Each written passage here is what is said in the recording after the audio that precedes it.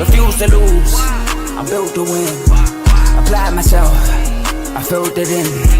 No time for the doubt, they counting me out, I'm getting it in. Yeah. No time for no loss, I'm paying the cost, I'm in it to win. Yeah. Refuse.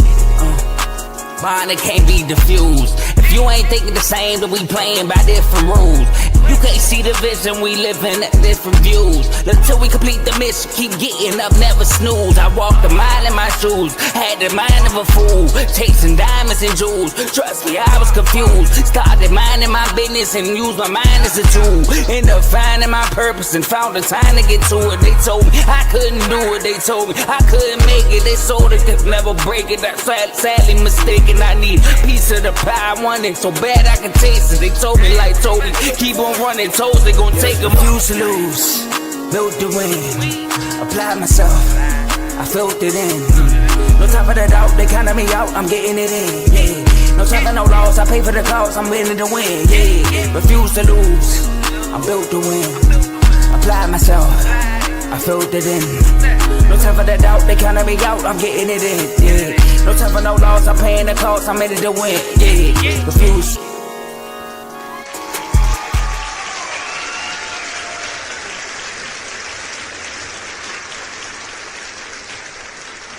Are we here? Oh, y'all lit today. I know y'all lit because it's Friday. Welcome to Refuse to Lose Sports. My name is Joe Jordan. We have a great episode for y'all today. As y'all can see, my boy Tomo is not here. You got myself and my boy Dave, king of the doghouse. I usually let y'all know what's going on, but it's just us two today. I'm doing great, Dave. My predictions are on point. I had OKC in 5. I know you picked OKC early in the year, just like me. High five to me and you, right? For making that prediction. And I had a Pacers winning in 6. Now, on the other hand, you might be a little off on that one, but it's not over until it's over. But Dave, how are you doing, my brother? I'm doing great, Joe. We got a great show to talk about today. You see the topics on the side. Can the Knicks come back? I don't know. I mean, they look good the last game. It's possible. We're going to talk about that, of course. Joe, we talk about the WNBA today. You know I'm ready for these topics. I'm ready for these topics. And then Dak Prescott. Not only is he ranked 17th overall, his head coach said he in the developmental stage of his career. So I can't wait to talk about that today. But you know what, Joe? Like you said, it's Friday. Let's turn up, man. Let's turn up. Let's get it. Let's hello, boy. Tom won't know me on point, but I got you, man. Up. Hey, hope y'all enjoyed the show today. Jody, do your thing. Let's get it, y'all. Listen, we are streaming this on 4 different platforms: Facebook, YouTube, X, and Twitch. So make sure y'all like the video on any platform you're watching this video on right now. Make sure you follow.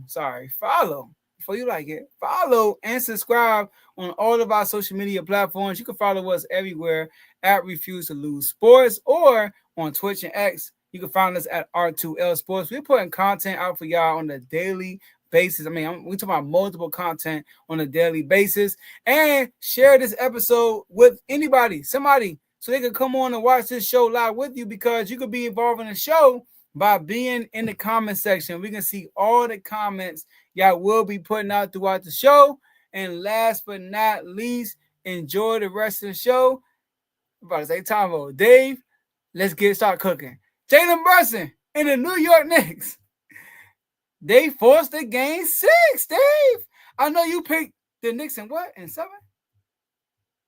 Okay, you picked the Knicks in 7. So I had a Pacers in 6. So according to my predictions, we are on point, I guess. And according to your predictions, you're kind of on point too. Now, there's a question that we're going to ask, though, because a lot of teams don't really come back from down 3-1. Now, they're now down 3-2, but they're going back to Indiana, where Indiana's really good at day. So you did pick the Knicks in 6. So I'm going to ask you first, and give me like a percentage if you can. What are the chances the Knicks can make a comeback? All right, Joe. So I said Knicks in 7. Okay. I had to pull up some stuff today, man. You know, I got home early from work, and I was like, you know what? Let me do some extensive research on this to see exactly what the Knicks' chances are, Joe. Joe, you know the Knicks are 0-15 in series, they're down 3-1. Woo! Against the Pacers, 0-3 all time. Against the Pacers. In the conference finals, 0-1. And I believe it was 0-4 in the NBA finals. The last three teams to come back down 3-1 are the 2016 Warriors, the 81 Celtics, and the 1979 Washington Bullets. The Bullets it's not even a team name no more. They the Washington Wizards now. And this is when the San Antonio Spurs was in the Eastern Conference, Joe. Spurs in the Western Conference now. They ain't in the Eastern Conference no more. 13 times teams from down 3-1 have won the series. 13 times, Joe. You know what that percentage is? That is 4.4%. That's 13 out of 283 instances that teams have come back from down 3-1 and actually won the series. But you know what? I think it might be 14. Woo! It's possible. Am I guaranteeing it? No, I'm not guaranteeing it. Okay, Chuck. But it's possible. The percentage I'm going to put on this, I'm going to give them a 35% chance. Whoa. It's a 35% chance. The reason why I do that, because I like what they did in the last game.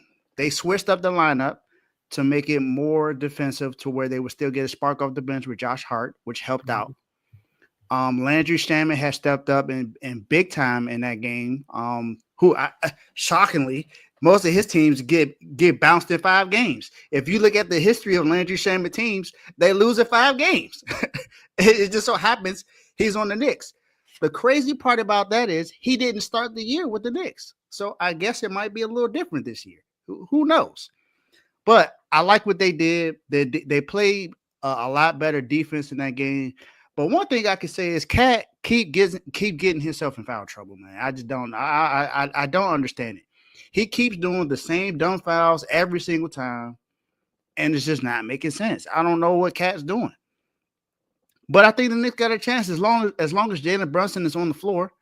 They have a chance. Jalen Brunson, and I said it before the game started.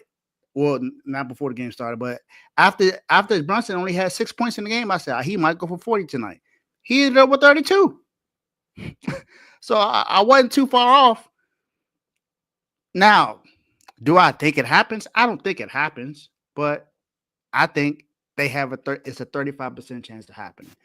I'm hoping that it happens because I picked it. Now, I'm hoping it doesn't happen because I don't like the Knicks. I don't want them to be winning anything, honestly. I don't want them to reach the finals. But just because I picked them, I want them to be able to get there just so I could see them get beat down in the NBA finals, because I don't think they have a chance against OKC. I think OKC wins that in 4 or 5, honestly. I think that's a done series. If they go up against OKC, they think that the Pacers giving them issues on defense. They're going to have a lot of issues with OKC's defense because they got multiple defenders to throw at Cat. So all I'm saying is I'm giving them a 35% chance. I think it's a good shot. I don't think it happens, but I think it's a pretty good shot. A lot better than most people think. Okay. And we have a special guest coming on. The leader. Well, I don't want to say the leader. Ty is the leader of that. But he's on a highly banned train. We're gonna bring up my boy Carl. What's good, Carl? Can y'all hear me? Yes, sir. All right, cool. Because I hit the mute button one too many times on my mic, so I didn't know if it was working or not. So what's good with y'all, man? What's up, Carl? But I'm ready. I'm ready to go. I'm ready to talk this talk. Yes, sir. Glad to have you on. So we'll ask you, give us a percentage. What are the chances of the Knicks making the comeback? And do you think it will happen? First of all, Dave, I like the fact that you brought it back around, that you picked the Knicks to win. That's why you're giving them a chance, because I was going to do it if you didn't. Yeah, that's it. But that's my biggest reason, because I picked them to win. I had Pacers in 6. Ooh. I did have Pacers in 6. So I'm going to give them about 15%. Because they shown they can win in Indiana. They won Game 3 in Indiana. Mm-hmm. But I think the Pacers are going to take what happened last night, and they're going to use it as fuel and come out blazing at home. Game 6, Pops in the building. Leader of you said Ty's the leader of the Holly Band. No, it's Pops. Then it might be Ty. But leader of the Holly Band, back in the building. Tyrese had a very bad game, in my opinion. Just wasn't aggressive at all. I think he come out guns blazing, and I think the Pacers take it. But in the off chance the Knicks do take it, then there's one game for it all. So that's why I'm gonna give it a 15 to 20% chance, because you win one to force win or go home at home, then anything could happen in game 7. So I'm gonna give it 15 to 20%, but I think the Pacers do take it tomorrow, 8:00. Pacers in 6. Joe, you're on mute. And Carl, I agree with you 100%. I'm going with 15% also. And the reason I'm going with 15%, number one, then I'm gonna give you a reason why, because they mentioned the teams, number one, that did it. They were the Golden State Warriors in our lifetime, basically, and they won 73 games that year. So like they were clearly the better team in that series, and they just found a way to win. Right? So that's one team. The Knicks aren't the 73-9 Warriors, although the Pacers aren't the OKC Thunder with KD and Russ, right? I get that. Because ain't nobody turned the ball over 4 times in under 2 minutes in game 6, Russ. Okay. That's getting clipped up. But look, though, so it's the truth. So it is, though. It is the truth, right? So, but this is why. So it's rare. Like the 3 teams you said the 2016 Warriors, you said somebody in the 80s, the 81 right? Celtics and the 79 Bullets. Come on now, like only one team in our lifetime has came back from a 3-1 lead, right? Whoa, hold on. Well, in the conference finals, it's probably in the conference finals. I'm about to say in the conference finals, because didn't the Clippers come back from the the Pistons also did it in the first round. So, okay. But that was T-Mac. Shout out Doc Rivers. Man, I don't feel so good to get out of the first round. But look, though, so the Pacers Knicks. This is why I'm saying 15%. Number one, I'm gonna get the Knicks credit. The Knicks are 6-2 on the road, right? So they are better on the road in these playoffs. They have a losing record at home, by the way. They're 4-5 at home and 6-2 on the road. So they play good on the road, but at home the Pacers are good. I mean, the Pacers are 6-2 on the road also, but they're 5-2 at home. The Pacers got 6 guys shooting close to 45% from 3 at home. They got almost 10 guys that shooting 50% from the field at home. And Tyrese Halliburton, although his best performances has been like on the road, but his most efficient games and best games, in my opinion, as far as team-wise, has been at home. There's not one person at home with the Pacers that's averaging 2 or more turnovers. Everybody's averaging under 2 turnovers at home. So they take care of the ball. They are just a better team at home. But the only reason I'm getting the Knicks to 15% is because we can argue that they do have the best player in the series, number one. They do have home court advantage, so if they only got to win one more game in Indiana, and they are better on the road, and if they take it home, they can actually win that game if it gets to game 7. So, but it's over. I think it's over in Indiana. I think they will end it. And like I said, like me and Carl said, Pacers in 6. Okay. Go ahead, Dave. Shout out to Big O. Member for 22 months. I played this down while you was on. Oh, I ain't even hear it. You definitely did. I thought you just get it. It was going. I'm gonna finish this. No, bro. I thought he just kept spitting. I said, well, I guess he just don't care today. I did not hear it. Shout out to the network for all the hard work you guys do. Hashtag DAK, a top 10 quarterback. Hashtag Trayvon Diggs on the market. Hashtag June 1. Yes. We need more pieces, but in other words, Miles Turner, Tina Turner, Pacers in 6. Goodbye, Knicks. That was actually pretty funny. I mean, but look. All I have to say is, last time both of y'all disagreed with me, I won. So when was that? I'm about to say we disagree with you on the Knicks Pacers. We up 3-2.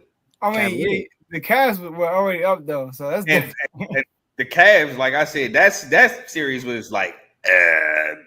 I literally made a decision on the spot. That's how torn I was. Yeah, and we made the decision when the series was already down 1-0 at home. So this is different. They up 3-1 day. Look, I said it's over. I said it's over. Okay. I said it's over.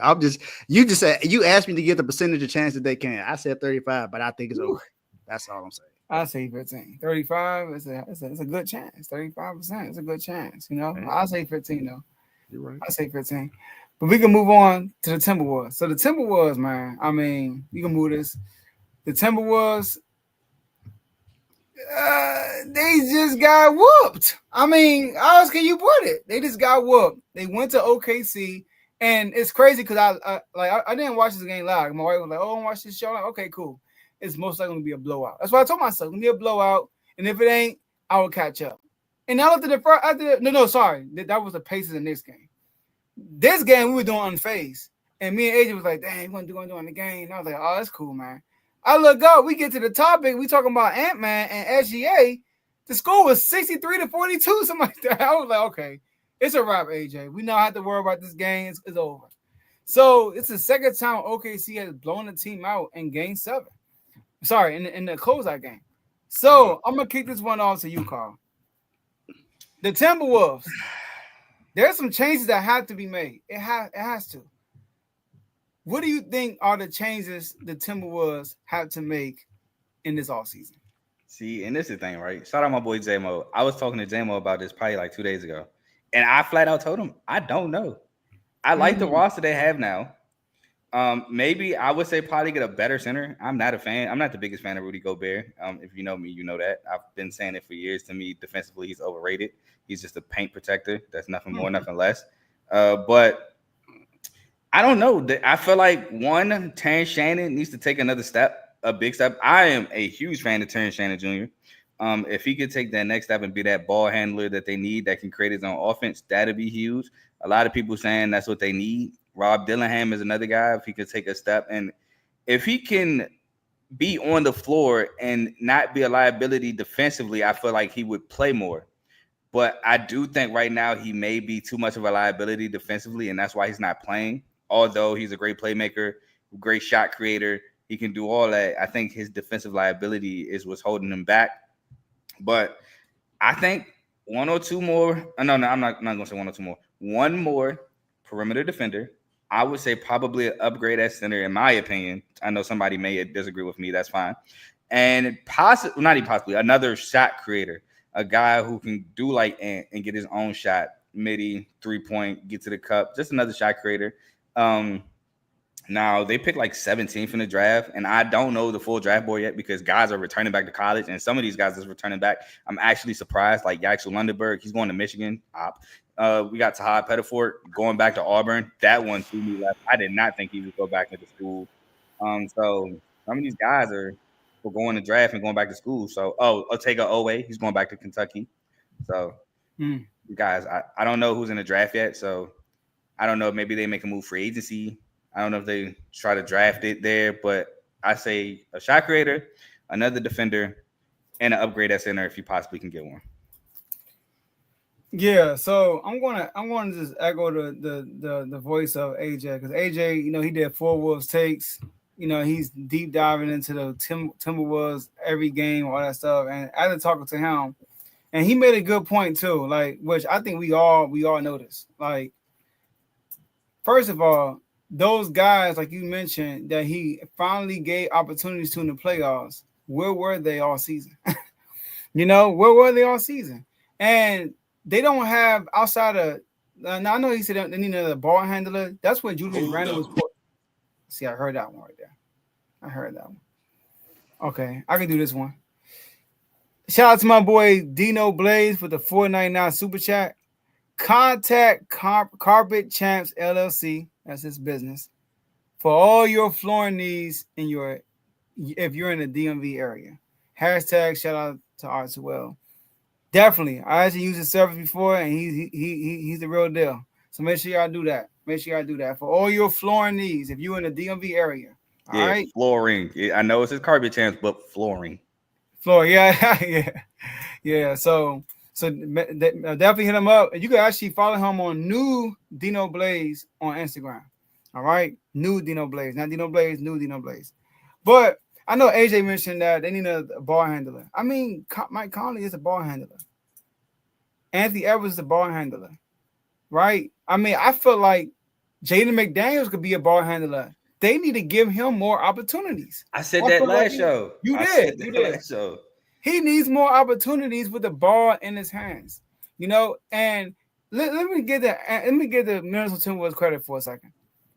I think they overachieved this year. They were not a Western Conference Finals team, in my opinion. Now, although they beat the Lakers, who like a lot of us picked the Lakers over the Timberwolves, but they beat an injury-riddled Warriors team who I believe if Steph Curry was healthy, they were not going to pass the Golden State Warriors, but it happened. All right, they got past the Warriors. But this is the second year in a row they got to the Western Conference Finals. Now, people like you look at their roster, I don't think they are a Western Conference Finals team. And they just lost to the better team. I feel like the OKC Thunder were the much better team. So I'm not going to beat them over the head about how they finished. What I will say is a lot of people don't like what Anthony Edwards said in his press conference, saying stuff like he's not sad or he's not upset. I'm okay with him saying that because people leave out the fact that he also said, I'm going to work hard this summer and no one's going to work harder than me this summer. He said that, right? He said, I'm not upset. Anthony because, Tebow. Huh? Anthony Tebow. And he said, Anthony, he's on Tim Tebow? Y'all remember that? Go ahead. If you know, you know. Okay. It's press conference? Yeah. Yeah, in college, right? Okay. Yeah. So, hey, Tim Tebow was a good college player, though. Like, I mean, he was a warrior. I'm glad you said player. Yeah, college player. But he was, though. He was I'm just glad you said player. Don't say quarterback because you go the. I mean, he did beat Pittsburgh in the playoffs. Demaryius Thomas takes a slant 70-something yards to the crib. They started winning when he got. I mean, it's a whole different story. Defense played a lot better. They did though, but it's he a leader though. I mean, I give him his props. He a leader, but he's not a great quarterback. Anyway, back to Anthony Edwards, right? So I like what he said in the press conference that he will work harder, and he's still young. That's why I said SGA is better because SGA has been around the block. SGA is 26. He's only 23 years old.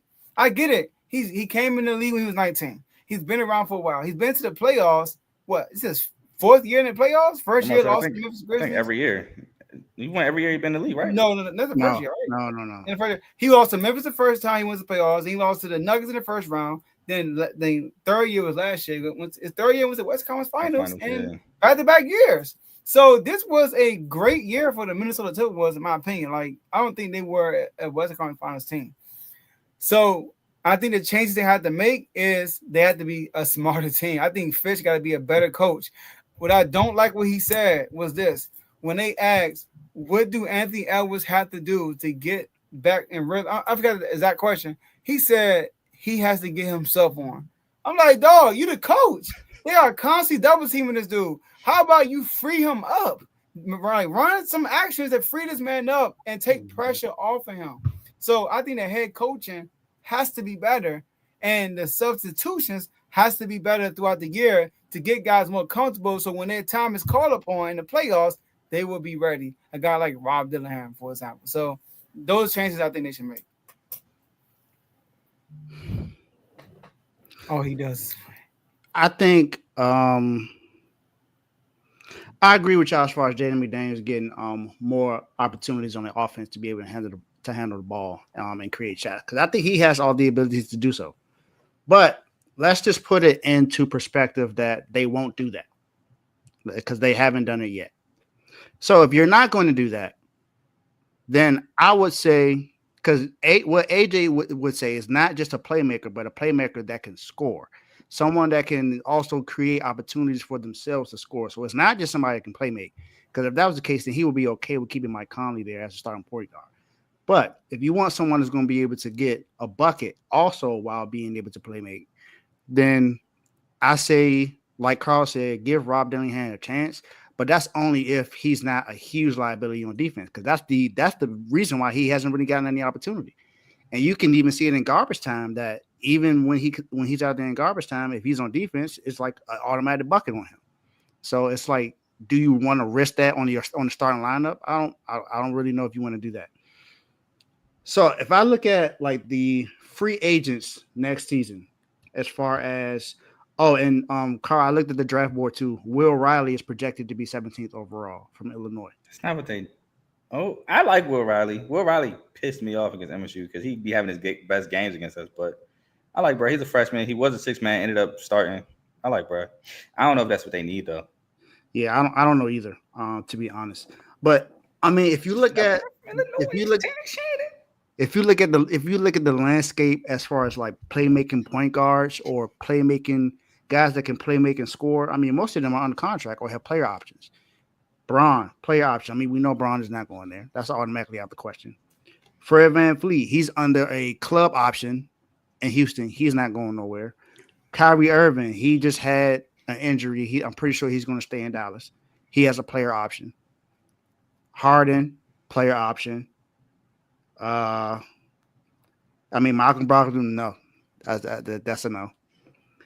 It ain't really too many options out there. I mean, you got D'Angelo Russell, who's a unrestricted free agent, but you tried that already. You tried that with D'Lo already. It didn't work out. Dennis Schroeder is an unrestricted free agent, but he might go back. He might stay in Detroit. Yes.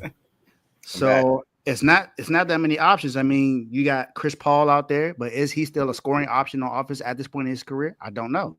Playmaking option, yes, because he's still Chris Paul. We still know what he can do, but it ain't that many options out there. So I'm honestly not sure what they're gonna do as far as being able to get that. But you hear talks of them being able to try to go get Kevin Durant again. Is that the answer? I don't know. I don't really know if that's the answer right now because Kevin Durant is not someone who's going to come in and make your team better. He comes in and if your team is bad, it's going to stay bad. Let's just be honest about it. And if your team is good, it'll stay good. If it's great, then it's great. It's not really that much improvement on the team when Kevin Durant comes in. He's a plug and play player. Like he fits anywhere.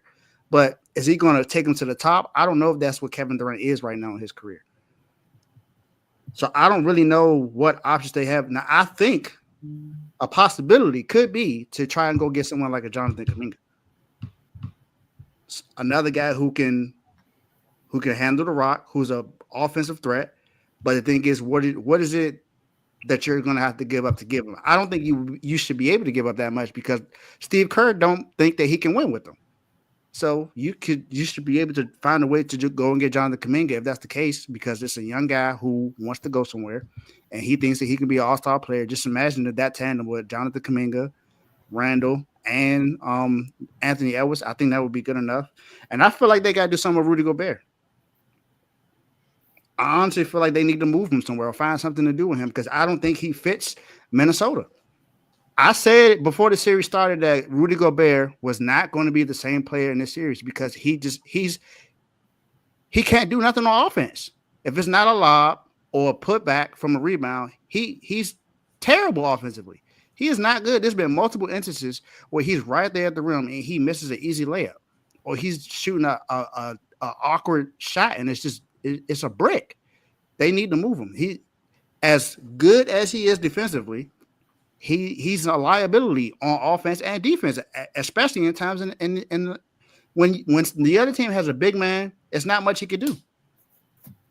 He could dominate against a team like the Lakers and Warriors because they don't have any big men. But going up against, let's say if he went up against Houston, he would have a problem because Sengun can rebound and play defense.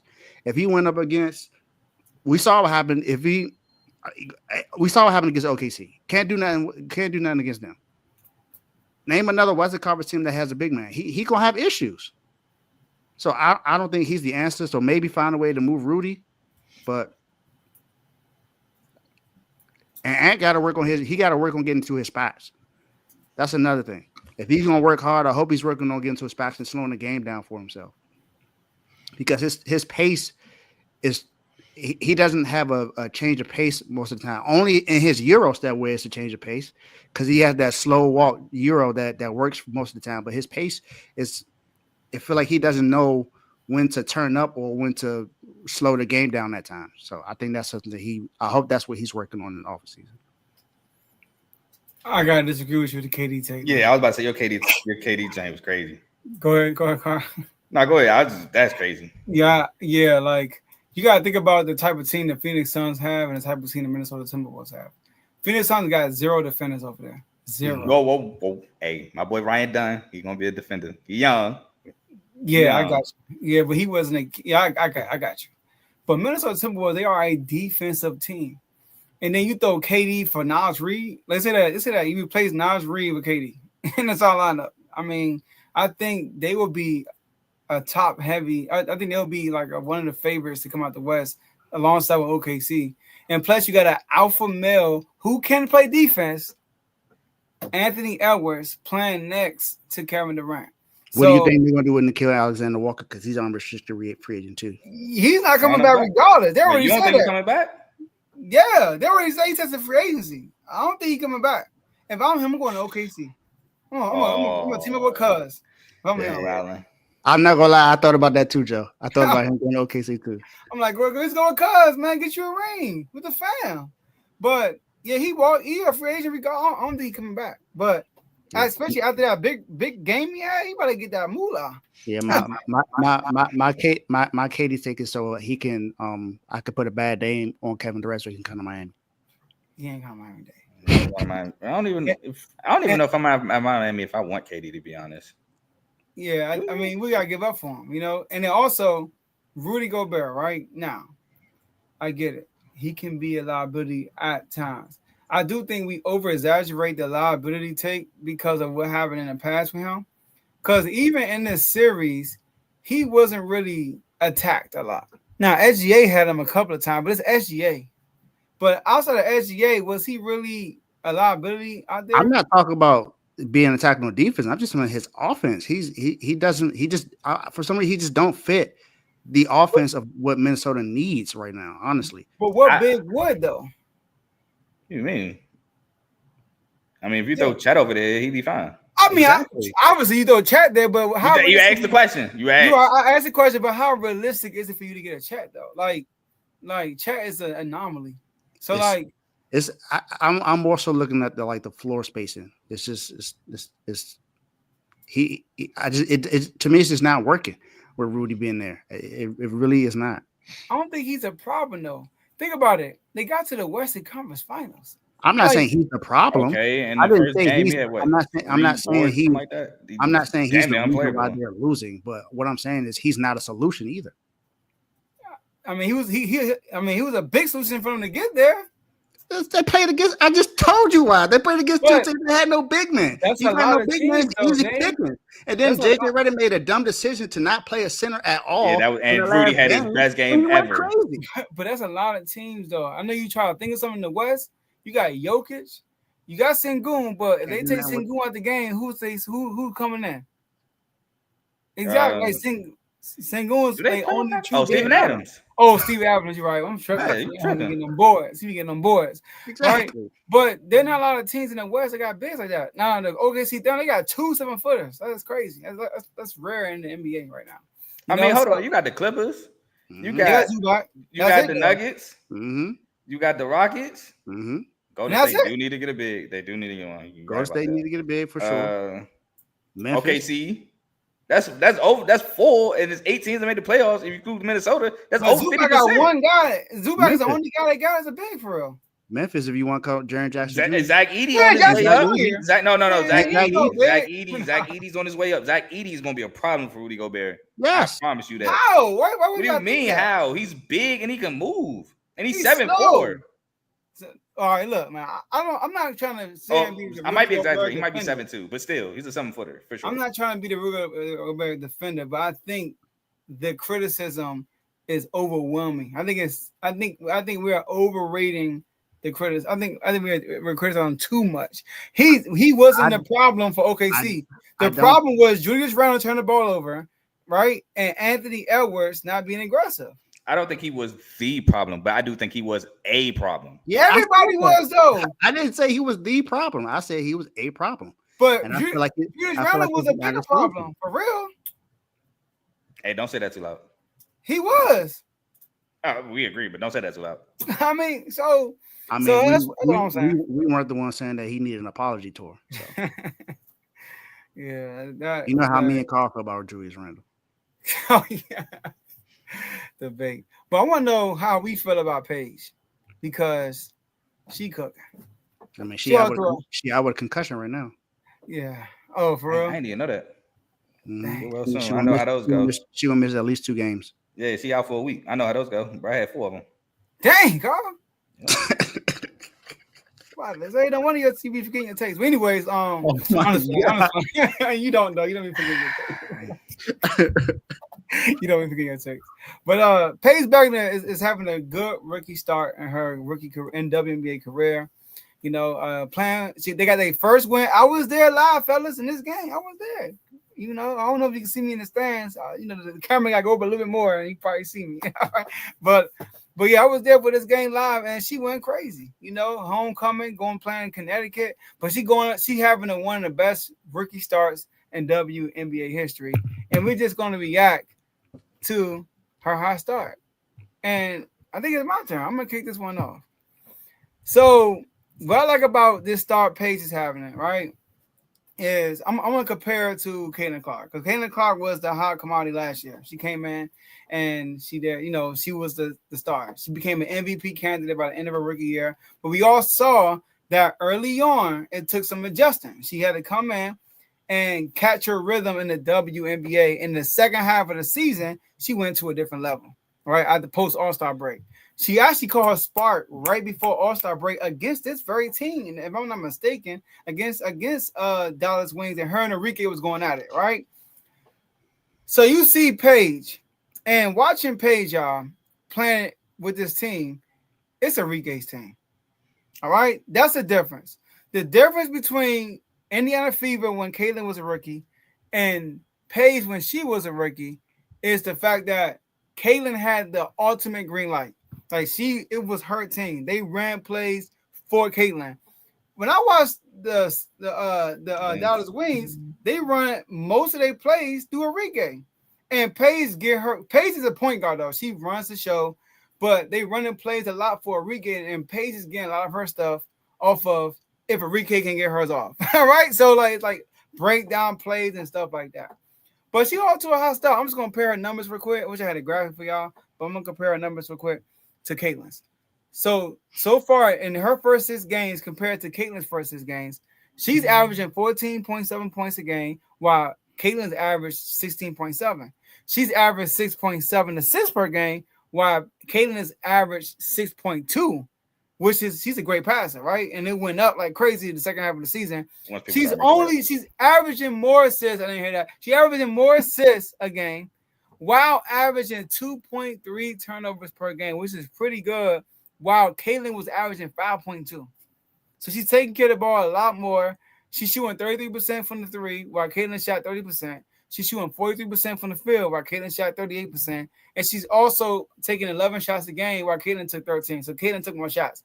But like I said, I feel like at this year, probably the second half of the season, you might see more of her. They only got 1 win. But I feel like next year is when they're going to run more stuff for her. Like I said, everything is for Enrique. Enrique, almost every possession she's touching the ball. You know what I mean? So, but she's doing a great job. I like her hot start. She's one of my favorite players in WNBA, and I think the sky's the limit for her. All I said was once people start making layups for Caitlin. Oh, facts though. I got you. And start dropping her dimes too. Mm-hmm. All right, go ahead, Dave. Paige Beckers this season, she is first in assists, third in steals, and 6th in blocks. This is through 6 games of the WNBA. I thought you saw that while you was up. Yeah, I did too. I gotta be fine for that. She is one of only 2 guards ranked in the top 10 for both steals and blocks. One of 5 players ranked top 10 in 3 main statistical categories. She's having a good start to her rookie season. Paige, I heard someone say this about Enrique and Paige. They said that this might be a bad match for Paige and Enrique. So, Joe, something might have to happen with Enrique for Paige to actually go off and be who she is. I don't know. But, I mean, Enrique did go for 37 in the last game, but they still lost. So, you got that going for you. But I do believe that Paige can be a better player than Caitlin Clark because of how she is offensively and defensively. And this is kind of my argument I had made with Juju Watkins at USC. I think Juju Watkins, whenever she gets to WA, can be a better player than Caitlin Clark because she's good from the mid-range, good from three, good defensively, and she can rebound. So I think she has a better all-around game than Caitlin Clark. But of course, I mean, Caitlin Clark is the reason why a lot of people are actually watching the WNBA now. Because if you look at what happened with the Fever and Misses game, even though it averaged 357,000 viewers, that was down 38% from what it normally is for Fever games when Caitlin Clark is in the game. But Paige is having a really good season. I like how she, if you look back at those highlights, I like how she was getting to her spots, especially on the corners on the left and right side of the court. And she's a really good spotter mid-range shooter as well. So she can get that. And then there was another play where she got a block on one end and ran down the transition and got the pass from Enrique for the layup. So she's having a good rookie season right now. But I think the two rookies that's in the race that I think are above her right now are in Washington right now. You know, Sonya and Kiki are having really good rookie seasons right now, and it's resulting to wins. So, Kiki is the only rookie right now to have double-double in every single game she's played in so far. So I'm just saying. Yeah, let everybody know about that. Okay, go ahead. Do your thing. All right, cool. All right, man. So I'm gonna talk about Paige real quick. So long story short, am I surprised? No, I'm happy for her. Glad she's having a good start. But we were not too long ago having discussions about where she placed all time in UConn's history as a UConn basketball player.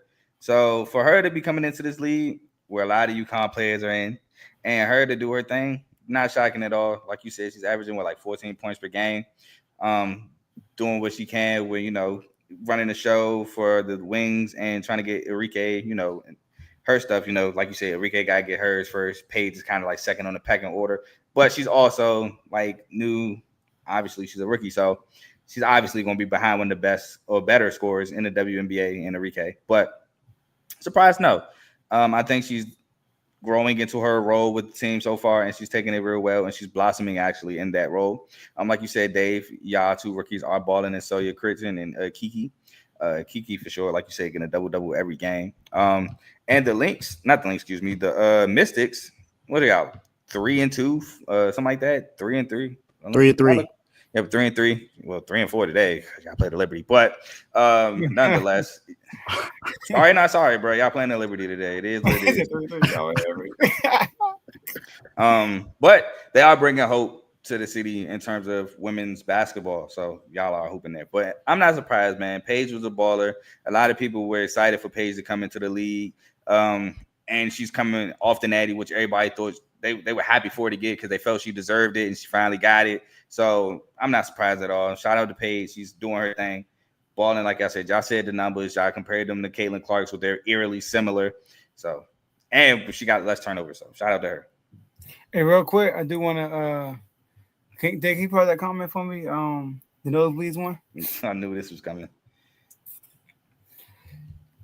Your boy went in the nosebleed. We were saying pretty. We were saying pretty. We were saying pretty, Blaze. I mean, I'm saying right there, we're our old teammates. Oh yeah, you wild saying that's a homecoming.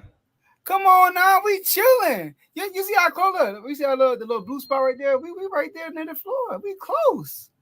I probably wanted to screen. Like I said, you gotta go over a little bit. I wouldn't know, but I had a good seat. Shout out to my boy Walter Charles. Shout out to Carla. Also, she was in the video, got a dime from Paige Beckers. Shout out to you too. Had 10 points that game. But yeah, we was chilling, and I had a wristband. Could go on the floor after the game. I was chilling. So okay, no nosebleeds over here. Talk to him, Joe. Let him know. Hey, you wilding, by the way, saying that game was a homecoming for Paige. Her homecoming game is against the Lynx. No. Yeah, I get you. Her college homecoming game. There was a lot of fans there, bro. Like, it was crazy. It was funny because I didn't even know it was in front of me at first because I'm just watching the game. Everybody gets like, oh snap. With y'all. I'm trying to group you real quick. But I gotta let the homies know I'm right here with y'all. You know what I mean? So, anyway. But from one WNBA player we going for the potential, not including day, but potential rookie of the year to the potential MVP. Ain't no potential to me. There you go. Ain't no potential to me. Hold on. You got the highlights. He's showing me the picture still. She cooking. I mean, we talking about both sides of the ball. People forget in a one-on-one league, she won that league and got the cash prize. People forget about that.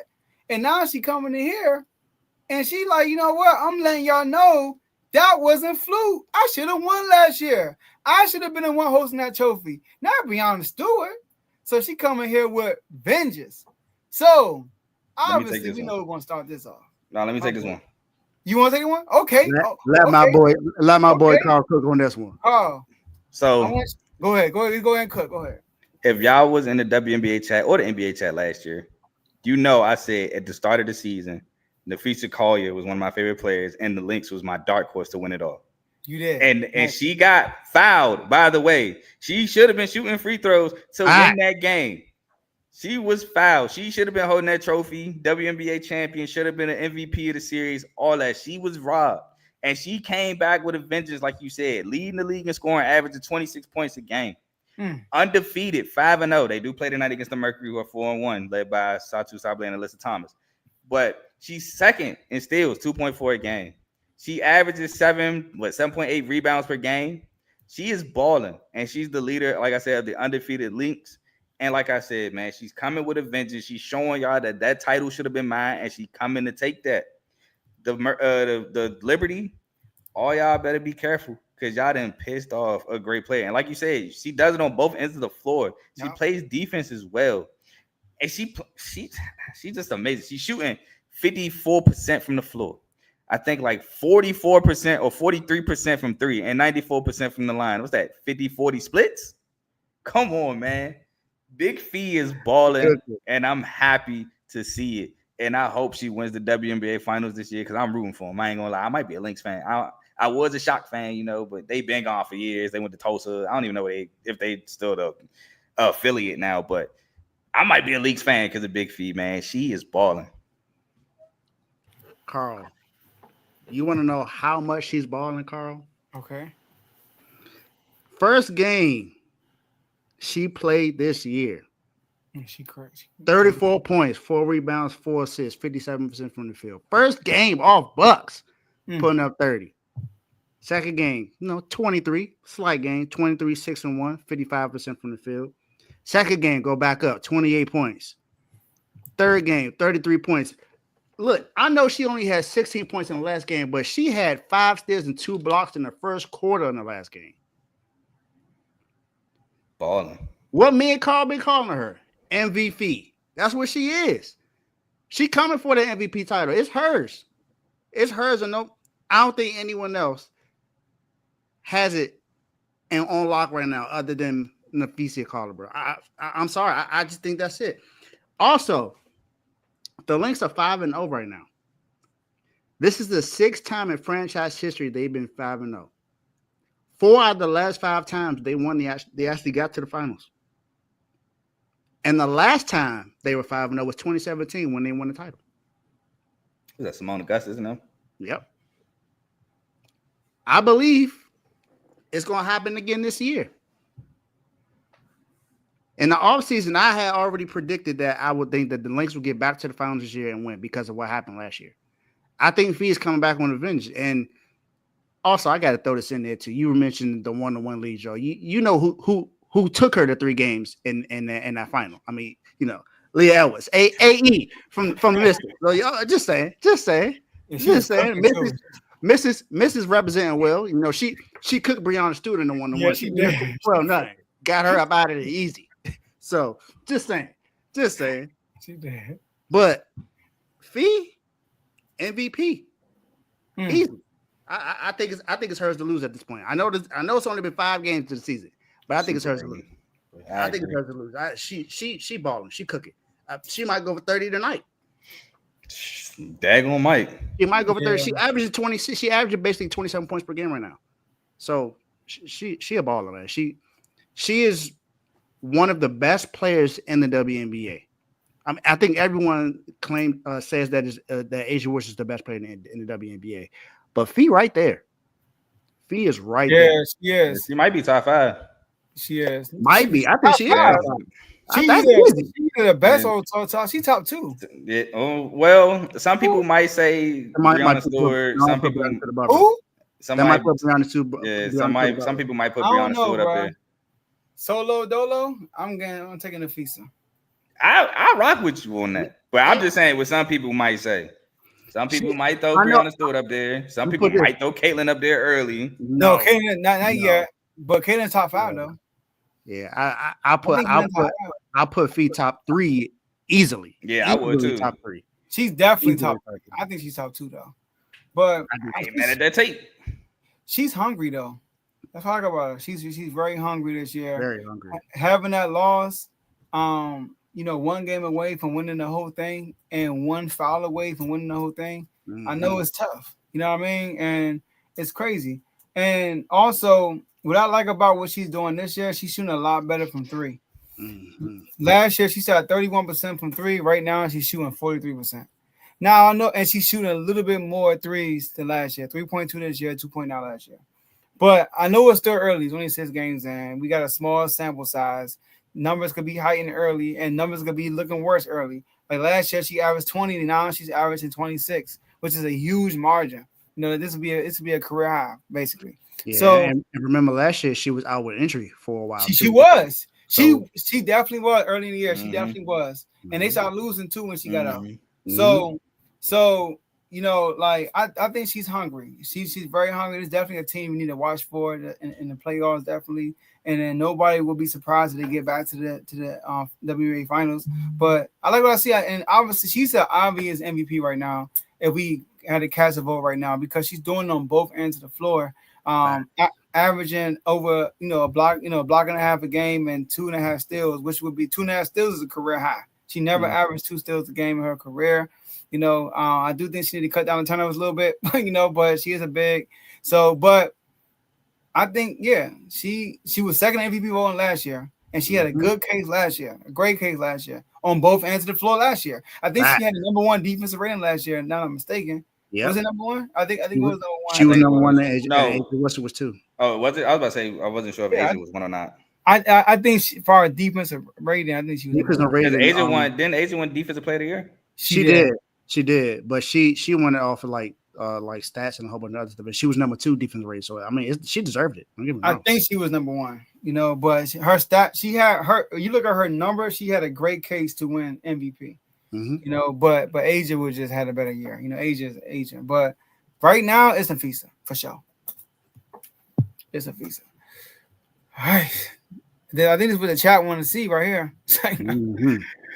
Oh, where you at? Yeah, there you go. You got Adam. We got to talk about DAK. Now I don't have no highlights for DAK, but I do got a video for the facility. You know how much they hate DAK over there. Crazy bias. Hey, Cowboys fans, let it be known in the comments. This is bias. No highlights. Exactly. Oh no, because this video is kind of lengthy. All right. No, it's cool. I'm trying to get some engagement in the comments. He don't really have, the only all I could think of was when he came back from the Ravens and still lost. Came back for 49ers and still lost. And I was just trying to get some engagements from the comments, Joe. That's all. and his game winners throw against the Pittsburgh Steelers. That's it. Yeah. Hey, put that up there. Put that on the loop. That's all I can remember. All right, so let me play this video for y'all. Oh, he's coming around. CJ Stroud. Get CJ. Just get to 15 and 16. No. CJ Stroud. Y'all know his upside. Yeah. Now, number 15, little man, he's not that good. Let's put him to the side. Oh my God, Trevor Lawrence. He's god awesome too. Now this list, what are we talking about? Are we talking about actually getting things done? Are we talking about talent? Let's just go through the list because I don't know. You know what I'm saying? Let's do it. But you already know they don't even talk the same language. Joe Burrow, you know what that's about. Lamar, you know. Josh, come on, stop playing. Jalen Hurts, all we do is win. Jaden Daniels, I know he's young, but y'all know what it is. Matthew Stafford, do I need to say anything else? Who we got here? Justin Herbert. Now listen. Gets tricky. It's a tricky one, but if I said, hold up, let me get down here. If I said who's more talented? Herbert. Hello? Okay, Jared Goff. All he does is does things good. Winner. I won in the Rams. I won in Detroit. Get to that 10. Okay, now number 10. Ain't got nothing to say. Gino. Ain't got nothing to say. Gino, let's take Gino right here. Okay, take him We're out. going to sub him out. To the side. Can we go over here? Okay. We know how you feel about 11. Brock Purdy, even though he might be the last pick in the draft and all that, all he does is win. Got paid. Okay? Jordan Love. If we talking about talent, Dak Prescott, come on, take a seat. Baker Mayfield. We know how you feel about him. He was a bust, and he was lost. Yeah. But now he is found. Baker Mayfield. He's coming around. CJ Stroud. Forget CJ. Just get to 15 and 16. No. CJ Stroud. Get to 15 and 16. Y'all know his upside. Yeah. Now, number 15, little man, he's not that good. Let's put him to the side. Oh my God, Trevor Lawrence. He's god awful too. Take it. So look, the guy whoever did this was real close. Real close. God awful was crazy. To say it was real close is also crazy too. All right, so, little man, he not that good. Kyler Murray not that good. That's kind of crazy too. Yeah. So I do have a graphic for like I have that actual graphic for so we can have it up so we can As see a it. reference. Can y'all see all the names of that's them? a reference? Yeah. I can see it. All right. I got the list written down anyway. Okay, you do. Okay, Dave. Since you got the list written down, go ahead and kick us off. Do you agree with Dak Prescott being ranked 17th by Pro Football Focus? No, I don't. I don't like the Cowboys, but come on, 17th overall. Let's just name some of these quarterbacks that's on this list. Justin Herbert, get him out of there, man. I'm sorry. We can't keep talking about his talent, man. He could be as talented as he wants. He got no playoff wins. Talented throwing picks in the playoffs. That's it. He got no playoff wins. That's it. He don't get it done when we need him to. People talk about Dak now when Dak got more playoff wins than him. Has Justin Herbert gotten out of the first round yet? No, he hasn't. He hasn't done it yet. So no, get him up out of here. Trevor Lawrence, he got one playoff win even though he had a bad game. No, get him up out of here too. No, Trevor Lawrence, get him up out of here. Jared Goff makes sense. Geno Smith, I'm getting him up out of here for Dak. I'm sorry. Hold on. Look, I know. They got Geno over Brock. I know. Look, I already admitted that I was wrong about that. I admitted that already. Don't. I knew Carl gonna say something. Don't get on me about that, no boy. I admitted I was was about that. No, I'm just saying you got a reference. I do have to reference. I did put Geno over Brock Purdy earlier when we talked about this before, but I was wrong. I was wrong. Okay. Purdy, I'm putting Purdy over Dak. That's just me. I'm putting Purdy over Dak. I know what Dak had 2 seasons ago being in the MVP conversation, but Purdy was also in the MVP conversation that same year as well. He was leading that before he lost to Lamar Jackson on Christmas. He got blown out. He had a horrible game in that game. So you got that. Jordan Love, I'm not putting, even though Jordan Love beat him in the playoffs, I'm not putting Jordan Love above Dak Prescott. I'm just not doing that. Kyler Murray, he hasn't even gotten to the playoffs yet. Yeah. I understand he got smacked by the Rams. Well, he lost. He got smacked too. Yeah, the year the Rams won the Super Bowl, they beat the Cardinals first round. And the Cardinals went 8-0 that year, or 9-1, something like that. Yeah, I think it was 8-0, and then they dropped toward the end. There you go. The man changes as soon as Call of Duty comes out. He changes the way he plays. So because it was around Call of Duty, you got that. Dak should at least be 8th on this list. 7th, but 8th, at least top 10. I don't see how he drops out of the top 10 in this case. I don't understand it. I understand that Jaden Daniels had a great season last year, but he's a rookie. He might drop off this year. We don't know that. So why are we going to put a rookie over someone who's been in this league over 9-8 years? Now, if let's say Jaden Daniels, this is year 3, Jaden Daniels, he playing the same way, cool. But after 1 year, you can't just automatically jump him above Dak Prescott. You have a good argument. Get me wrong, but yeah, I heard it, but my bad. Shout out to O. Dak top 10. Get Geno gone. Purdy behind. No, he not. Sorry. Purdy beat him twice. Purdy beat him twice and got to the Super Bowl. Even if you do have them two behind them, you still got a long way to go. You at 15, bruh. Exactly. You got to add more names to that donation, my brother. Good point, Carl. Good point. Good point. Shout out to Carlo. But if we talking strictly regular season alone, then okay, I guess you can make an argument for some of these quarterbacks, but you got to look at the totality of everything: talent, regular season, and playoffs. If we doing that, then some of these quarterbacks shouldn't even be on this list at all. All right, so you got on top 8, you said? Yeah. All right. So this name all the quarterbacks on this list that I was going to ask that on my turn. that you putting above that. They gotta be in order. So you putting above that. Mahomes, Burrow, Lamar, Josh Allen, Jalen Hurts, Matthew Stafford, Jared Goff. That's Okay. 6. So 1, Is that 6? two, Oh three, no, that's 7. That's 7. That's 7. 5, 6. That's 7. All right, you know I'm gonna fight with Jalen Daniels. So Jalen Daniels. I know you are. So I look, know you are. Jalen Daniels shouldn't be on this list. Period. You're trying to say? No, I didn't say that. No, I said put him on some the of these quarterbacks. I didn't say he shouldn't be on this Who list. should he be above then? Jalen Daniels. Gino. Yes, Why Gino and not Dak? Wait, what? Is it serious?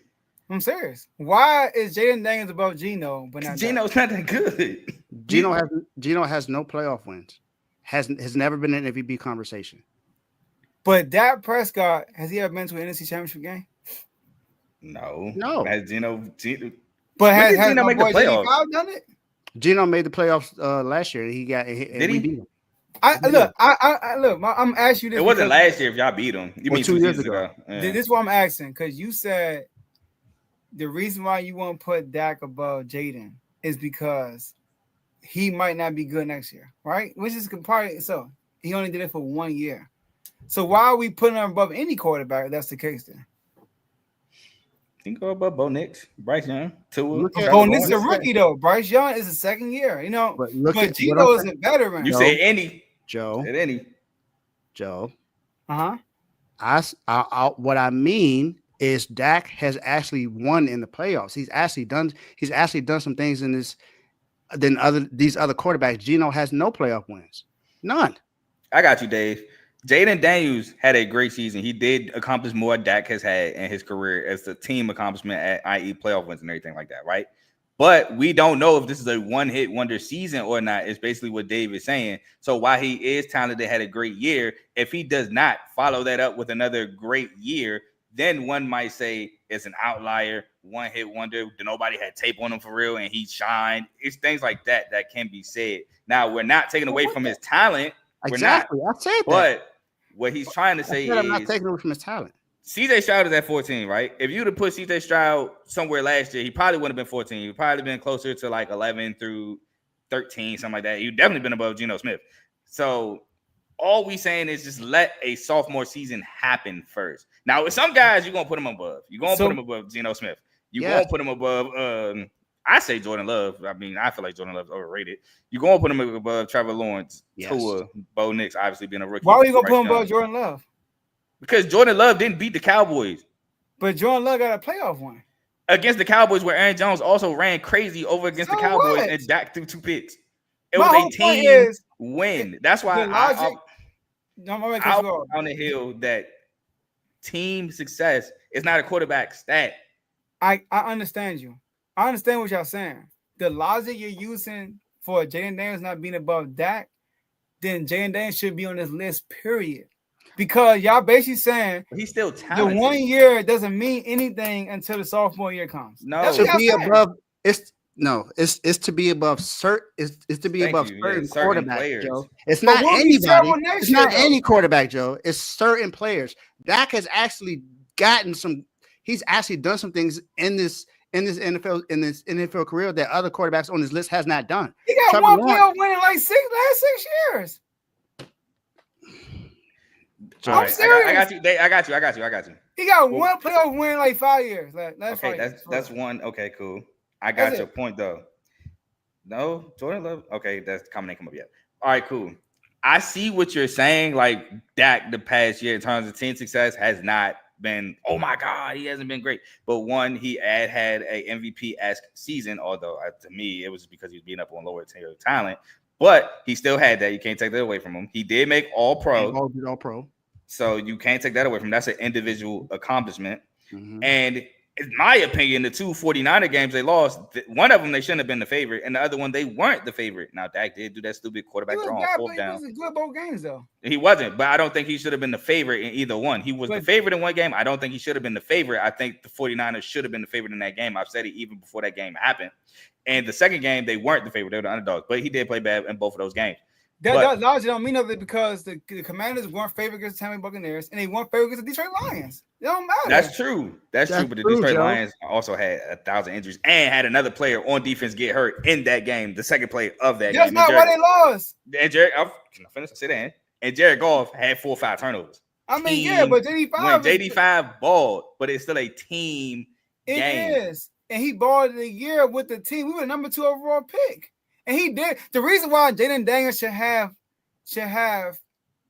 have leeway because he's done something that QBs at rookie levels don't do. He was that's what we're saying. He should be so we can't grade him like any other QB rookie. In that case, I never said that he shouldn't be on the list. We say he should be on the list. You just putting stuff. You just putting words. No, I'm not. I never said you said that. I'm saying you should say that. So basically, you're not putting him above CJ Stroud. I would. He had a better rookie season. Yeah, I'm putting. But he got 2 playoff wins. Look. He had a better rookie season. Hold on, time out. He had a better rookie season. Prescott. Look, let me finish. He had a better rookie season. He had a better rookie season. And the reason why he won that game against the Browns, he did play well, but the Browns, Joe Flacco threw 2 pick sixes in that game? He threw a touchdown on the first play, right? Or am I tripping? I don't know if it was first play. It was fairly early. That's a Colts game. No, he did have a big play. Maybe the second drive, first play of the second drive, it was a touchdown to like a tight end, I think, for like 70-some yards. But Joe Flacco also threw 2 pick sixes in that game? Okay. Let me ask you this then. And then when he played the Ravens, Lamar, but so all right. So the QBs, who are the QBs? JD5, no matter how his rookie season went, he cannot be above right now. I cannot, it's crazy. That's what y'all saying. No, I'm rephrasing that to who I wouldn't put JD above. I wouldn't, obviously the first 5, right? Can we agree there? Yeah. I probably wouldn't put him in front of Matthew Stafford yet. Can we agree there? But it's a reason though. Matthew Stafford is can we agree? Yes, it's a reason though. He has a legitimate argument why he's better than JD5. Okay, so we can agree, but Matthew Stafford is below him in this list. I would I'm not crazy about Jared Goff as a lot of people. I probably wouldn't, but I don't know if I would be mad if people did, to be honest. I'm putting him above Geno Smith. But other than that, I mean, that maybe I don't know. Cause like I would say 60% you shouldn't put him over Dak just yet. I don't make this a JD5 topic. Sorry, y'all. Too late. You already did. You already did. It's too late, all right, let me go real quick. Let me go. So these are the guys I'm not putting above that. Justin Herbert, get him out of there. Geno Smith, get him out of there. Jordan Love, no. Baker Mayfield, I'm putting Dak with Baker Mayfield. Kyler Murray and Trevor Lawrence. Everybody else I'm cool with. I ain't mad at the take. I'm cool with everybody else. I'm cool with Mahomes, Burrow, Lamar, Josh, Jalen, Jaden, Matthew Stafford, Jared Goff, Brock Purdy, and CJ Stroud. I'm cool with them being above that. I'm not all the way mad at the take. Even though I probably wouldn't put Jaden over him just yet, just because, like Dave said, I just want to see a second season. I ain't too mad at that take. Because I mean, like my whole thing, my issue with Dak is, yes, he does beat up on bad teams, bro. He don't have a resume beating good teams. This is every year. That's why this year is gonna be so interesting. Hold on, time out. So you saying the Steelers was a bad team?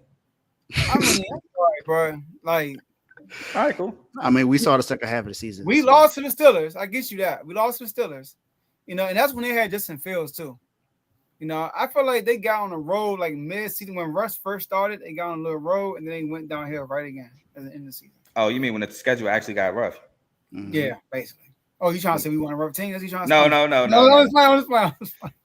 I'm just playing. But Dak, I don't know. Even that game, bro, he did not play well. He had 3 turnovers, bro. Yeah, that was bad. But the Pittsburgh Steelers couldn't score. They couldn't score, dog. They couldn't score, but Dak did make the game winner play. All right. Oh, we got a super chat. I'm sorry, y'all. Did we put this up yet? No, we didn't. Oh, I'm sorry. It's been there for a good little minute. We were just talking for it. I'm sorry. So, Joe, when you put that, I mean, you see it. I mean, what's that, y'all? So I got 1, 2, 3, 4, 5, 6. So that's 11th. 7, 8. I got him 11. You got him that low? You got him at 11? Yeah, he got him. Named 10 people. Yes. Patrick Mahomes, Burrow, Lamar, Josh, Lamar, Jaden, Stafford, Goff. Brock Purdy, and Goff. Purdy. And You CJ said Stroud. CJ Stroud. He's 10 then, right? That's 10. He's 11th. That's 11. I just named. I'm gonna do it from the eliminations. He eliminated 1. You said Jared Goff over that? Yeah, I did. 1, 2, 3, 4, 5, 6. I think Joe got him at 11. Yeah, 11. Yeah. But like, if you put him over Goff, would I be Which mad I at will. you? I will. You know, you say you would? I think I will. Yeah, you put him over Goff, I ain't mad at you with that. You know, Goff was terrible last year in the playoffs against us. Let that be Dak. Dak would have got killed. So I ain't mad at you putting Dak over Goff, and that's it for real. I mean, Brock Purdy, no, I can't, because Brock Purdy has done recently what Dak hasn't done. Put the team on his back and win a game. He's done that twice in the playoffs. Mm-hmm. So in one playoff run, Dak failed to do that in these. I mean, against Tampa Bay, they blew him out. They were 8-19. I get you, right? But then when he played the 49ers, he was terrible. I mean, maybe it's he was terrible. He was terrible. Maybe it's the 49ers, bro. Y'all making Dak look bad in the playoffs. Maybe you need to find another opponent. He wasn't good against the Packers either. Exactly. You're right, I forgot. It's not just us. But y'all see, I did not put Jordan Love above him, although Jordan Love beat him. I did not put him. That was a team win. That was the epitome of a team win. But not just that, how Jordan Love looked against the 49ers, bro. He wasn't good. And how he looked last year against the Eagles. He was terrible. Yeah, he I was know. When they lost. when the game was put on him to win, he folded. Bro, against the Eagles, the defense showed up, but he did not. He had, 3 turnovers that game? Yes, they were bad turnovers. Terrible turnovers. The last one. Two picks and a fumble or something like that? They had 3 picks. Yeah. Yeah, 2 against the 49ers. And they were late game. They weren't early Yes. and they bounced back. They were late game. Like back-to-back drives, I think. They were back-to-back drives, and late in the game, he had an interception. Yeah, and especially that last one was he threw that joint across the body, across the middle. And that was Greenlaw was like, "Thank you." Yeah, I think he threw that in like double, triple coverage. Yeah, and Purdy brought them back. Like Purdy won them that game too with his legs. I think that was the game he won with his legs. And Detroit, he brought them back also. Like he had Detroit 2 also games. brought them back. And one with his legs. Detroit also brought the 49ers back too. I mean, it takes 2 to tango. It is what it is. The fumble is instantly after the touchdown. That was crazy. And then 2 fourth down drops. Yep. And that crazy catch. Come on, bro. And that crazy catch by Brendan. Oh my God. That should have been a pick by Kendallville Door. Y'all see Tomo? Yeah, I know. It was 27 zip and Dak made a pick. Yeah, after he was getting whooped already. To put makeup on lipstick on the pig. He threw a pick it was 20 zip. He threw the pick 6 to make it 27 zip at halftime. Yeah, right. I mean, he was getting cooked already. I mean, of course you can come back and do that. He was getting barbecued already. Like, bro, I get it. The defense was terrible, right? It was. But Dak, he wasn't good either. He threw picks. Bro, the defense finally, it was 14 donut, I think, and the defense finally get a stop. Michael get a sack, they get a stop. And then they get the ball in their own territory. And then Dak throws an interception, he bro. Threw it right to, well, Jair Alexander kind of manhandled. I think it was CD. He tried like bullied him for that, but still. Like, come on, man. And then, but the pick 6, though, that was a nail in the coffin. Because they was gaining momentum that drive. Remember, they was gaining momentum. Then he threw a pick. That's not an interception, a pick 6. To make it 27 to 3 or whatever it was. Crazy. It was 27 zip, I think, when he threw that pick 6. No, CD was bad too. Yeah, he was. Yeah, he was bad too. Like Tomo, for example, we got blown out by the Eagles, but you're not gonna look at that game and say Jane Daniels was bad. You're not gonna do that. He actually played well. He played okay. He didn't play. He wasn't the reason why they lost. You can't throw him in that pile. Like all them turnovers. He had not one turnover. All them turnovers he had a turnover at the end of the game because, you know, at the end of the game, he's trying to get to him. Some of the end zone shot. Yeah, he's trying to give him an opportunity. It is what it is, right? But throughout that game, he was like, it was a 12-point game, and we had a ball getting momentum with all the turnovers we had, and we turned the ball over again. So along with Saquon Barkley just busting that run, second play of the game. You know how crazy that was. I'm over here like first down. We get a field goal. It was a hard earned field goal. And then on the first play, Saquon Barkley scored, bro. I was like, yeah, I converted like what 2, 3, 4th downs, and then he took the excitement right out of Washington immediately. I'm like, Phil, I'll take it 3-0. I'll take it. First play, he scored on a run play. I'm like, dog, it's one of them days. It's one of them days, dog. But let's wrap this up, y'all. Enough of that. Oh, I just wanted to say that 7 because I ain't even go for real. Oh, my bad, Carl. My bad. But I would just be quick. 17th is blasphemous. 17th is just blasphemous. It's insane that you would put Trevor Lawrence in front of Dak. Now I get it. Trevor Lawrence had 1 year. You know, he beat Justin Herbert. He threw all them picks, came back down and won.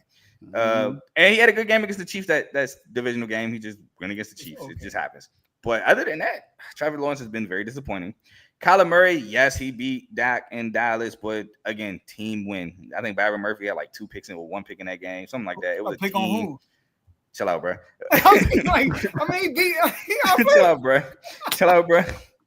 But I don't think Kyler Murray's better than Dak because Kyler Murray won the head-to-head. No. Jordan Love, do I think Jordan Love is better than Dak? No. Again, Jordan Love, when Aaron Jones had like 3 touchdowns and 100-something yards and Dallas was allowing tight ends be open by 30 yards on broken plays, and it was just all bad. That playoff game was just all bad everywhere. Brock Purdy, I'll give Brock Purdy the nod because, yes, it's not just because the head-to-heads. He has been to, 2 NFC championships back-to-back when they wanted to go to the Super Bowl and almost had the Super Bowl, but, you know, Mahomes just did what Mahomes do. So I guess I'll give that to Purdy, but I'm not saying by a mile. I think it's still kind of close, to be honest. If Purdy didn't do all that stuff, I'm sorry, Dave. I think it's actually close, to be completely honest with you. I never said it wasn't. No, I seen your face. I thought you was. No, that was for totally different reasons, but okay. Gino, what's up with everybody in Gino, bro? I don't know. I don't get it. I don't get it. And I know I might be crazy as the Detroit enthusiast, putting Dak above Jared Goff, but I just look at Jared Goff and he won in St. Louis, right? Well, he didn't win, but he made the Super Bowl in St. Louis. Todd Gurley, CJ Anderson, they just had a crazy run game. Jared Goff, although he had a pretty good season, when the game was put in Jared Goff's hand in that Super Bowl, they put up 6 points.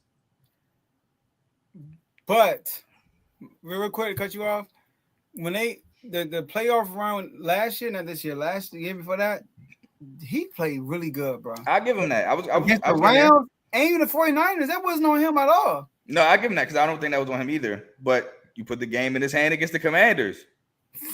4 picks. He put it in our hands. Yeah, exactly. You put the game in the Houston game. Houston Texans, he had 5 turnovers. They still won. I think they started running screens and stuff. That's how bad he was playing. They still won because they have an explosive guy, Jahmyr Gibbs, who just, man, he's so crazy. Jahmyr Gibbs is so crazy. But we knew that, dating back to Georgia Tech and Alabama.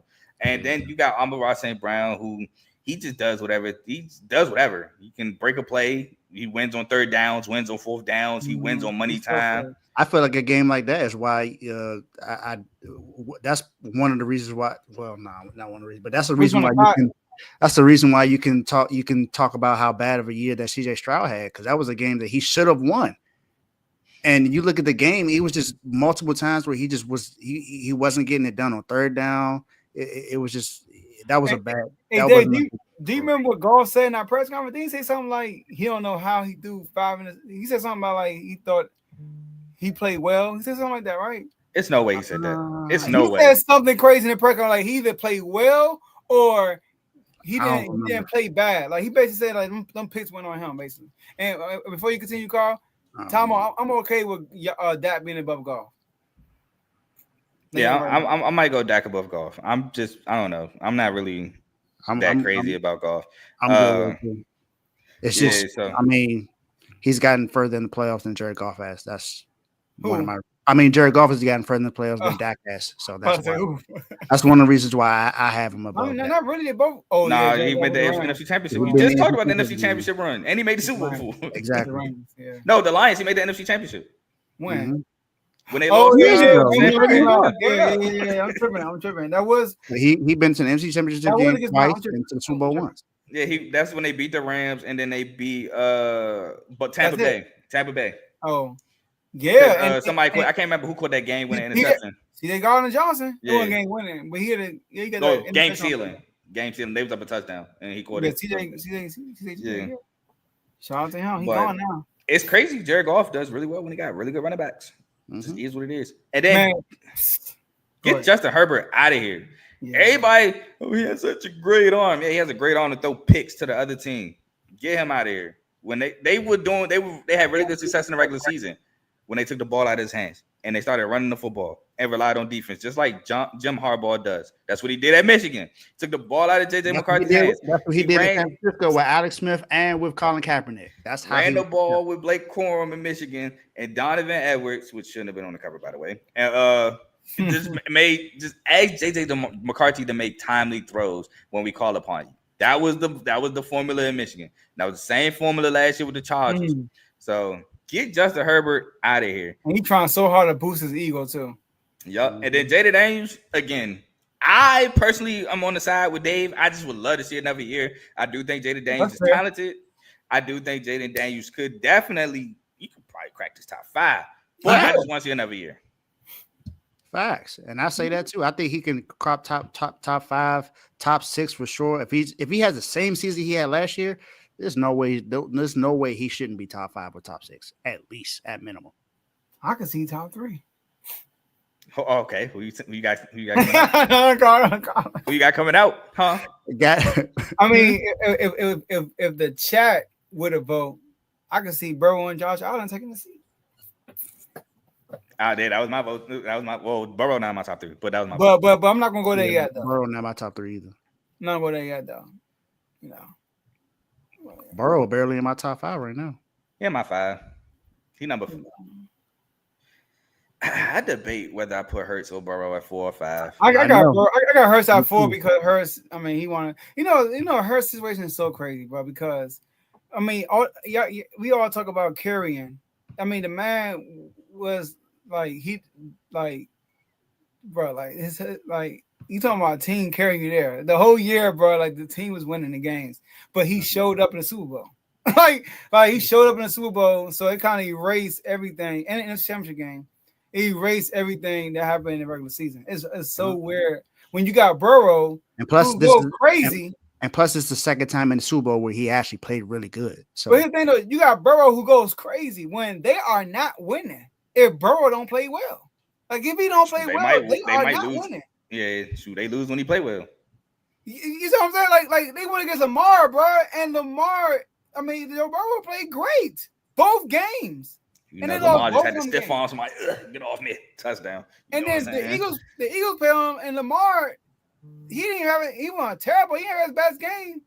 You know what I mean? I mean, Jalen Hurts wasn't great against the Eagles. Saquon, but they still won. Yeah, Saquon put us in the coffin, and Justin Tucker put us in the coffin too. Missing them field goals. But Jalen Hurts did beat Joe Burrow though.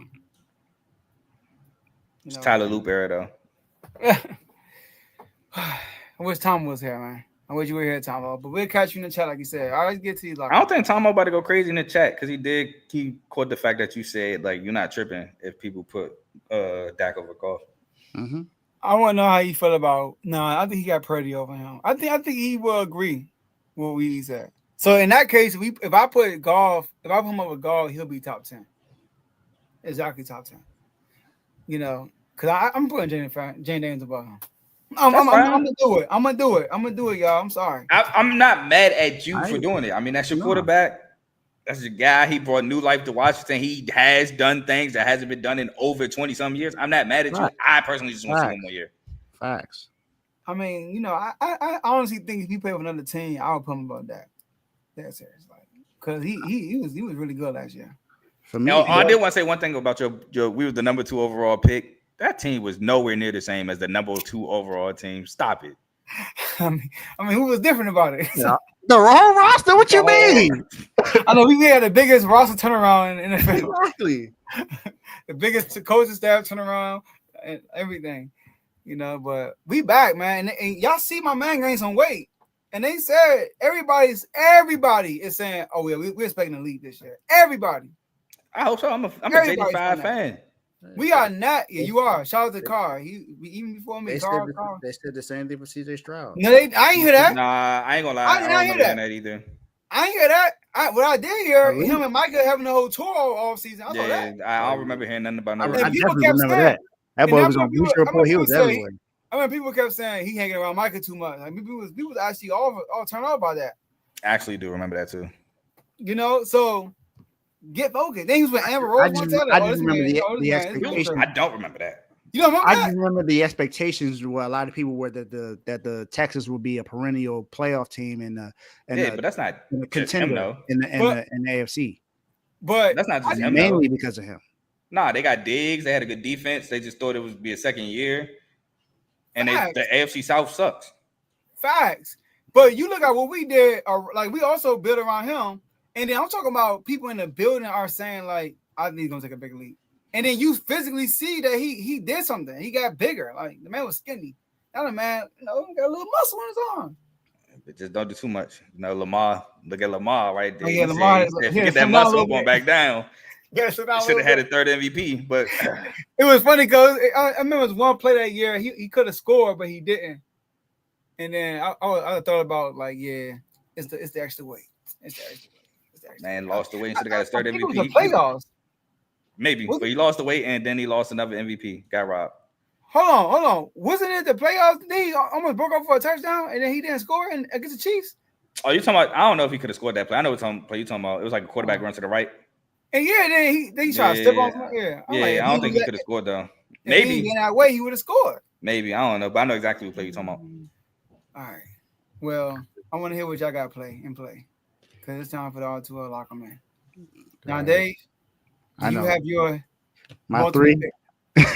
You got three? Hold on. I didn't submit my last two. So I had yeah. So I have the I had it. I was looking at who plays the Colorado Rockies tomorrow. I can't remember. Mets.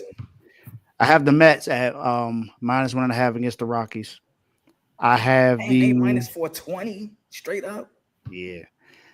I have the Knicks at +4. And even though I said I wasn't going to do it, I'm taking the Dallas wing at minus. I think it's at minus. I got you. At -1.5 against the Chicago Sky. They are now -1. So -1. I'll take that. They get back, you saying, basically? Mm-hmm. Yep. So those are my three. All right, I'm going baseball. But I can't. I'm gonna go baseball. Don't do it, Joe. Don't do it. You can go baseball, just don't do what I think you about to do. No, I'm not doing that. No, not that. What you think I'm gonna do then? No, do you think? I'm gonna go money line on this one. All right, so let me do.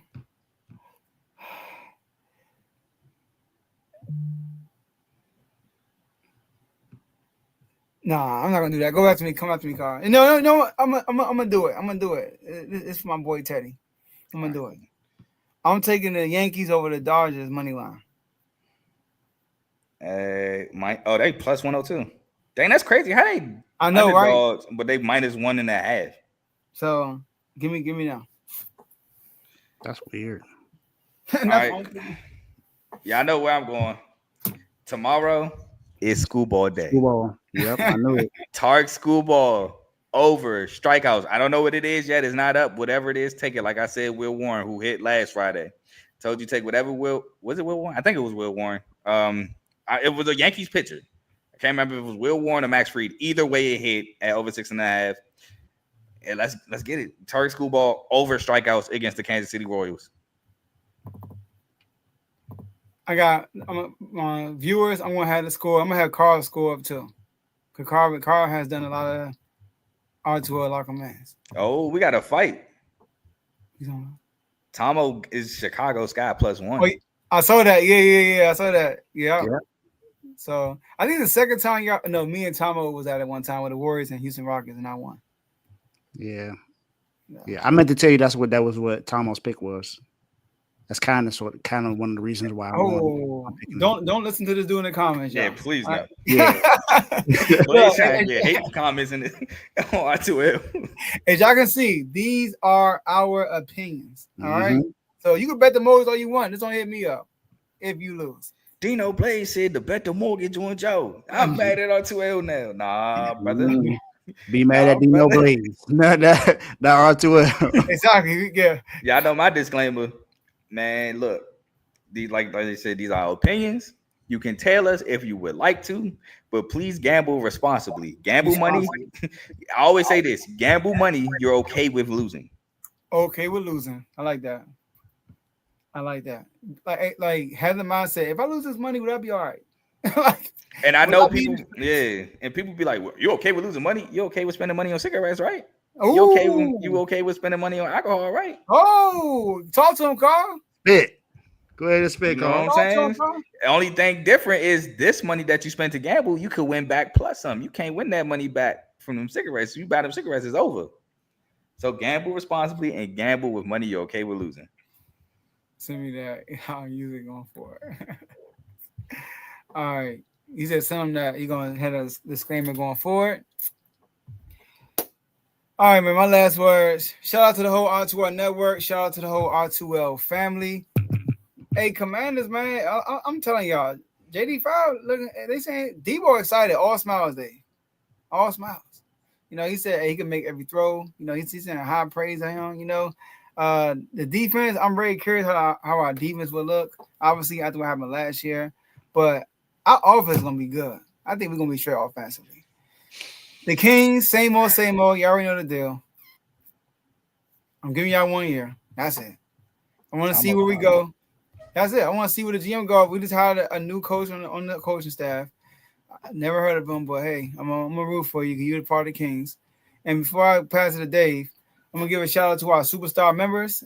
And you can become a member by clicking the link in the description and become a member of the R2L community. And it's whatever you see on the show is in the comments is that 24/7. You saw Tomo earlier. You know, he's a Cowboys fan. He saw us talking about DAK, and he said, "I'll see y'all in the comments." So we're gonna expect in the chat a voice message or something in the chats. All right. So make sure you become a member. And these are our superstar members because we only recognize superstar members. They are in the R2L chat. There's the superstar chat. Giovanni, Healing the Mental. Shout out to my boy Dave. Vaughn, Donnell, myself, Tomo, Chris, Mike, my other boy Mike, Matt, Coach Coombs, Taniqua, the Couriers, Teddy, and Cardo. Matter of fact, and you. Click the link in the description, become a superstar member. Go ahead, Dave. Can we acknowledge that Tomo's wilding in the comments first before Dave goes? Yeah. And also, as you can see in the banner, shout out to my boy AJ, Unfazed, every Tuesday at 9 p.m. Eastern Time. We got a surprise for y'all. I'm going to text you, Dave. I'm going to text you too, dog, Carl. We got a surprise for y'all next week, though. We got a little something for next week. Unfazed will be live on Thursday. Go ahead, Dave. Well, hold on, what time was that? Just read the comments. Don't just read the comment. Don't post it. But, even Tomo said don't post that. But I'll say this though. Shout out to Unfazed, man, because when they went live, I forgot to mention that Wednesday night, they had 123 people watching. Woo! Live. That's the most that R2L has seen since we started. That was crazy. It's hey, letting y'all know where we going. We about to be there. San Francisco, I see y'all making moves, man. Let's see what happens next year. We got the easiest schedule in the NFL. I mean, we were last in the division, so we have to have the schedule. So make the most of it. Miami Heat, I'm not saying nothing to you until off season. And I see some moves made. Until then, Pat, retire. Dang. Go ahead, Carl. All right, first off, I always like to say thank y'all for having me on the show. Don't even put the CTC up there. I have failed y'all as a podcaster, man. We're going to put it out there. Yeah, hey, I have failed y'all as a podcaster. That's on me. I apologize. Secondly, I know you might be saying, Carl, why do you have a Dodgers hat on? You're a Tigers fan. The hit has been made. The Yankees are too close to the Tigers for first place, and then not only the American League, but in MLB. I have put out the hit. I need the Dodgers to execute. Just take 2. If you will, hey, I would love a sweep. Got an extra band on the sweep. But you know what I'm saying? Just execute the hit. The Yankees are too close. Like Dylon said, you're getting too close, man. Too close. Back up. But no seriousness though, the Tigers are up 4-1 midway through the second inning. We are in Kansas City for this weekend. We're up 4-1. Happy about that. 37-20, best record in baseball still. Somebody tried to say, oh, decline because we lost 1 series. We only lost 5 series the whole year. So shout out my boys there. Secondly, Pistons starting to see a lot of Jaden Ivey trade rumors. I just want to say you heard it here first. Ravens, we getting close about that time. You know what? I'm cool with the roster. I again still would love Jair Alexander. Who wouldn't? But I'm cool with the roster the way it is. DeAndre Hopkins, 20 miles per hour. Oh, I love that. I thought we were 2 years too late. Maybe we right on time. Hold on now. But other than that, I'm excited about my sports. Michigan State, shout out to y'all. I see a lot of people are actually down on MSU football this year. I'm going to be optimistic, as I always am, before I get shot in the chest by MSU football. But I'm going to remain optimistic. I'm seeing that Jace Richardson I think I seen something about him coming back. I don't believe it. I think Jace is out of there. But if you do, you know what I'm saying, I ain't mad at that either. But yeah, that's it. That's all I got for y'all, man. Let's go Tigers. Let's sweep the Royals. And shout out to Duke for winning all the smoke, having one of the toughest. I forgot. We got that smoke with y'all. Yes, sir. And bad is coming, my guy. That's yes, sir. We won. Hey, I was trying to get a bet on that Red Sox series. You know what I'm saying? Nobody hit my line. I can't be the only one betting you for everything when it comes to the Red Sox. We got other Red Sox fans. He got a debt to society to pay. He ain't the only Red Sox fan in there. Your brother don't pop out. Society. All I'm saying is 2 others that's in there. Trent don't pop out for sure. And Mike in there too. So he a Red Sox fan. He a Red Sox fan? I forgot. I forgot he all Boston. I forgot he a Red Sox fan. There you go. Hey, he got 4 in there. Dang. Listen, I can't be the only one putting money on the line on the team. Oh, good thing. You got sweat, so don't worry about it. Dang. Guess what? Don't worry about it. Well, we don't play until July, I don't think, Carl. So yeah, July 1st, I think, or somewhere around that time. Yeah, we got a month. May 30th, y'all. June's right around the corner. Yes, sure is. 2 is behind DAK, Tomo. Yeah, he behind DAK, and we'll see in the chat. He right behind DAK, I think, too. Right behind DAK. DAK 17 to 18. Mm-hmm. All right, y'all. That's all we have for y'all today, and we'll see y'all Tuesday at the next episode. Peace.